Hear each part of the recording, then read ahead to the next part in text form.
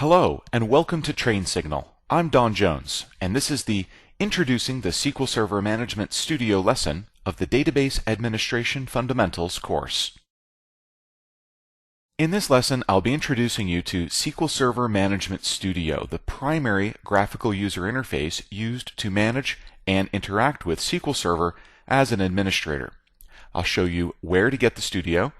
We'll briefly explore the interface to familiarize you with where things are, identify some of the key objects that you'll be working with. I'll show you how to execute queries, which will be a big part of what you do in Studio, and briefly mention some other tools that you might need to know about when you start administering SQL Server. Once again, SQL Server Management Studio, or just Management Studio, or some people will call it SSMS, is the main graphical user interface by which SQL Server is managed.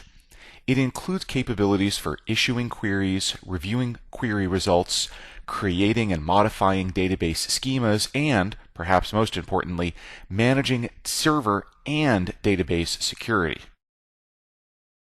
You typically install SQL Server on your computer and select the option to install just the administrative tools. In other words, you'll go grab whatever SQL Server DVD your company has laying around, pop that in your client computer, and rather than having it install SQL Server, you'll just select the option to install the admin tools, and that will get you Management Studio. If you're using SQL Server Express editions, then you would download Management Studio either separately or as part of the SQL Server Express package, and you would do that from download.microsoft.com. You do need to make sure that you get matching versions. For example, there's SQL Server 2005, SQL Server 2008, and SQL Server 2008 R2, as well as SQL Server 2012. So lots of different versions of this, and you want to make sure you get either the same version of Management Studio that you're using for SQL Server, or it's okay to get a newer version of Management Studio usually. The newer versions of Studio are able to connect to older versions of SQL Server. If you're working with SQL Server Express, there's usually a separate package that includes both the Express SQL Server as well as the Express Management Studio. Now keep in mind that Management Studio does not need to be installed on the computer that's actually running SQL Server. It's much more common to install Studio on your client computer and to allow it to then remotely connect to one or more SQL Server computers. While you're working in your practice lab, you can install both SQL Server and Management Studio on the same computer and operate completely locally. It's not really a realistic production scenario, but it is more convenient for lab purposes. The SQL Server Express edition is free, and it makes a good lab or testing environment, but do note that its Management Studio, so Management Studio Express, is somewhat dumbed down from the full version. There are a few things missing from it. Once you're in Management Studio, you'll primarily rely on Object Explorer, which lets you browse SQL Server's major elements and components and to create and modify database schemas and database objects. Getting familiar with all of these various components will help you become more efficient in the console. Let's take a few minutes and briefly explore SQL Server Management Studio so that you can become familiar with where all of the major items are located. This is SQL Server Management Studio. Now, it really only becomes useful once you've connected it to an actual instance of SQL Server, so I'll use the Connect menu to do that. I'm going to connect to the server that's running on my local computer. That's what the local host means. And specifically, I'm connecting to a named instance. We'll talk more about that in later lessons, but for right now, my named instance is SQL Express.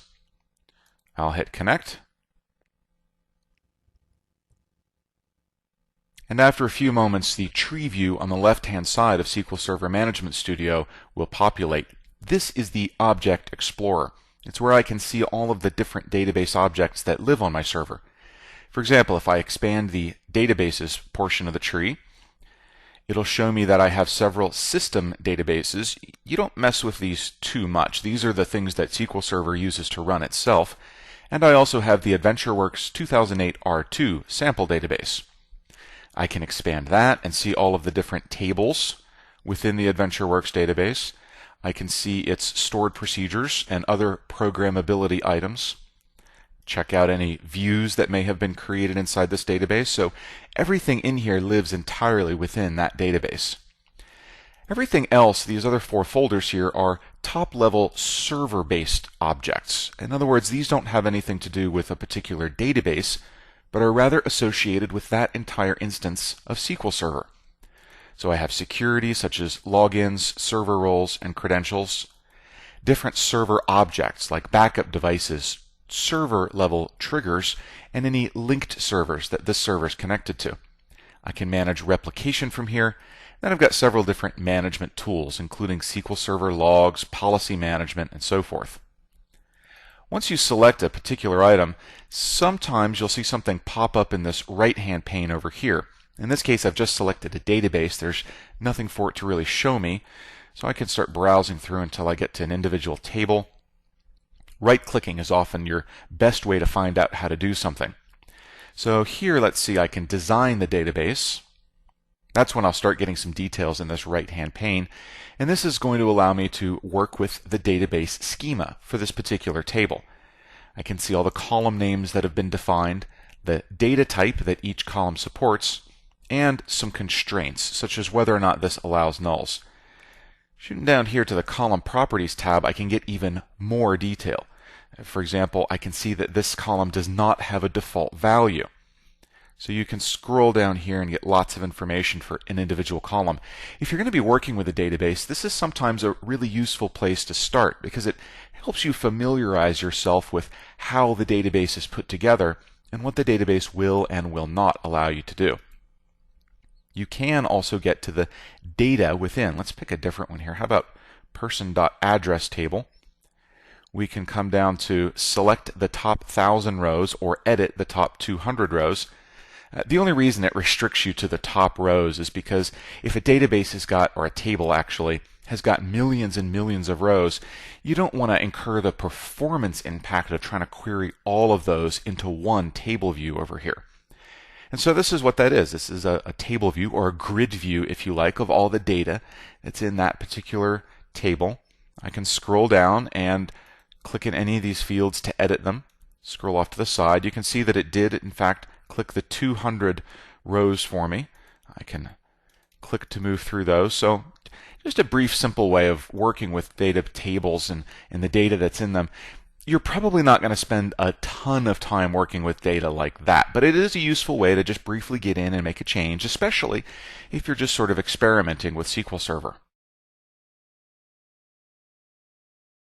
SQL Server Management Studio also includes Query Analyzer, which is used to execute queries and examine their results. Query Analyzer also provides tools for breaking down and analyzing both query performance and query execution plans so that you can fine-tune your queries to not only get the exact results you need, but also to get better performance from them. Let's take a look at Query Analyzer, and I'll show you how to enter a query and review its results. Query Analyzer is accessed as part of SQL Server Management Studio, and you can get to it simply by clicking the New Query button. You'll notice when you do that you get an extra toolbar up here, and it shows you what database your queries will be executed against. One way to change databases is to issue the use command, which you learned about in a previous lesson, or, since we're in a graphical user interface, we can just use this drop-down list box to select the database we want to work with. That actually does change the tab name, although because the tab is so short, it usually truncates it with those little ellipses in the middle, but you can hover over it like I'm doing here to get a little tooltip to remind you what database you're working with. You can also get up here into this window menu and select from all the different tabs that are open, and sometimes it's a little easier to see what you're connected to right there. So we can sort of expand this, and that'll quickly remind us what tables we've got to work with. Let's just issue a very brief sample query. Select all columns from the person, and this is a neat part about Query Analyzer. It's actually going to do this little pop-up IntelliSense information, this little menu to help me auto-complete the portions of the schema. So let's see, person, and I'll just hit dot to let it complete that.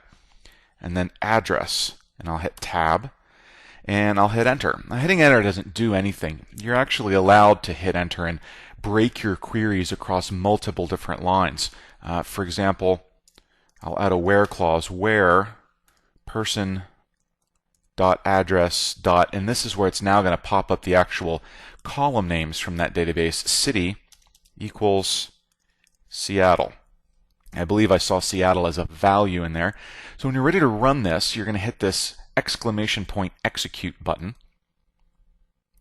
By default, it will pull back your results into this grid view, so you can scroll through and you can see that I only got the fields where the Seattle column contained, or the city column contains Seattle. Yep, that looks like everything I've gotten. You'll also notice that it gives you different result tabs. For example, because it found some data in here that looked to be geo data, let's see, spatial location, this is probably some sort of geo coordinate. It decided to go ahead and do a map with latitude and longitude lines for me. That's kind of cool. And no messages, just that I retrieved 141 rows, so that's good. No error messages. There's a lot of different things that Query Analyzer can show you in addition to your results. There's also ways to change the way that the results are printed. You can get them in list format, for example, if you don't want them in this grid view. And as you start working with it, we'll see all those different options and things that you can work with. A lot of them are up here on the tool table or toolbar. For example, results to text. And then we'll run the query again. You can see that it changed to just a plain list. You might want to do that if you, for example, wanted to quickly copy some things out so that you could paste them into a Word document and send them to someone. We could have the results go out to a file instead.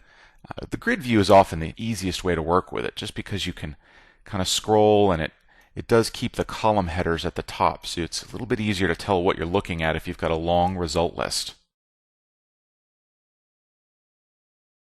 As you're working in your lab, you might find it useful to have a database, a sample database full of sample data that you can work with. You can go to download.microsoft.com and enter AdventureWorks into the search field. Now, this will usually get you a result, but recently Microsoft has started migrating some of their sample databases to their open source repository codeplex.com.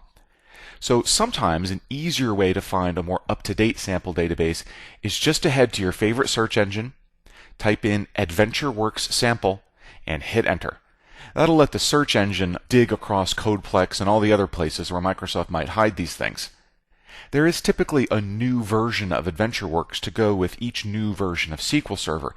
That way the sample database can take advantage of any new features in that newer version of the product. If you have a choice between multiple different types of databases, you want the Online Transaction Processing, or OLTP, database. Now that's different from the OLAP, or Online Analytical Processing. Make sure you get the right sample for the right purposes. That way anything you try to do will kind of work a little bit better. There are a couple of other SQL Server management tools that you need to know about. Now these do not live within SQL Server Management Studio, but are actually separate tools. XQuery is used to query XML structured data that is stored within a database table field or column. SQLCMD, or SQL Command, is a command line tool that's used to execute SQL queries, often as part of automated batch files. So rather than having to go into Management Studio and manually type out a query and run it, you can sort of paste these things together into a batch file and have SQL Command execute them all in sequence.